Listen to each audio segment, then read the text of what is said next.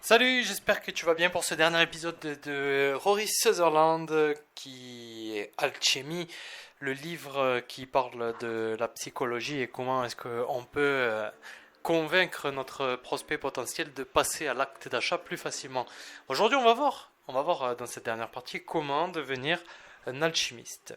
Alors le premier point que Rory Sutherland soulève, c'est qu'il faut savoir soit admettre le négatif, soit dire ouvertement qu'il y a une contrepartie et que tout n'est pas rose pour le client. En fait, il explique que notre cerveau, il est très disposé à faire des compromis explicites.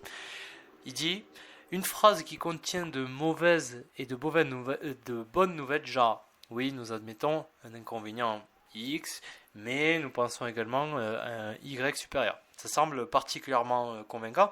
C'est quelque chose qui ressemble à ce que Robert Cialdini a observé et qui dit que lorsque vous concluez une vente, comme moi je peux le faire, mais dire oui, bon ok, mon service peut paraître cher, mais vous découvrirez bientôt que votre taux de conversion et que vos clients vont être plus nombreux. Voilà. Et ça semble être bizarrement convaincant. Mentionner explicitement la faiblesse d'un produit permet aux gens de minimiser son importance et d'accepter le compromis plutôt que de s'inquiéter sans cesse des inconvénients potentiels. Parce qu'on est là toujours à se méfier. Surtout, je pense, en Europe, plus que là je suis au Brésil. Nous, on est très méfiants et on ne se laisse pas avoir par des promesses marketing basiques. Il faut que ça paraisse le plus vrai possible. Comment est-ce qu'on paraît vrai en admettant qu'il y a une contrepartie? Parce que oui, c'est vrai, la vie elle est comme ça, il y a toujours une contrepartie, tout n'est pas rose. C'est la vie.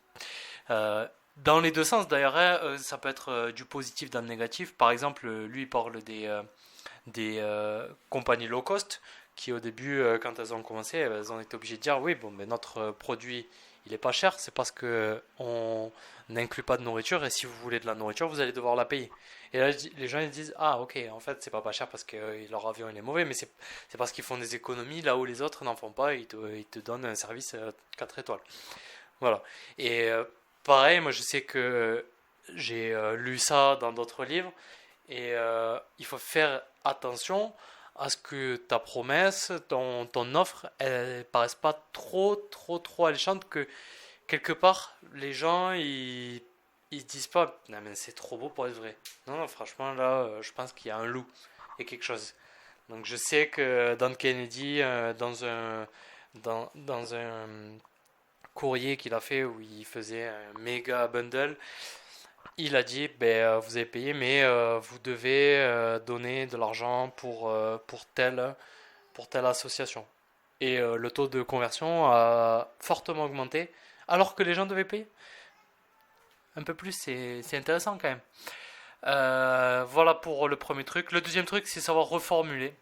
Donc reformuler parce que c'est quelque chose qui a été bon, on le sait, que c'est assez connu la reformulation. Moi je sais que ici je vois beaucoup là au Brésil et ça m'étonne pas mal parce que, enfin en tout cas c'est assez différent pour par exemple là j'ai acheté des bijoux aujourd'hui et tous les bijoux il n'y a pas marqué le prix direct mais il y a marqué 10 fois 150 reais et, et en dessous, en petit, en bas, le prix complet. Voilà. Donc ils font ça, c'est une reformulation qu'on peut faire. On sait que ça fonctionne bien. Vous n'allez pas payer 15 euros, vous allez payer, c'est comme si vous payiez 50 centimes par jour pendant un mois. Vous voyez. Donc ça, c'est quelque chose qu'on peut faire. Il parle aussi, la troisième chose, c'est offrir le choix de réponse. C'est la troisième et dernière chose. Enfin, il y en a d'autres, mais ça, c'est ce qui me semble le plus intéressant. Donc lui, il a travaillé pour la compagnie téléphonique anglaise et pour pouvoir s'abonner, au début, il y avait le choix entre la poste et le téléphone.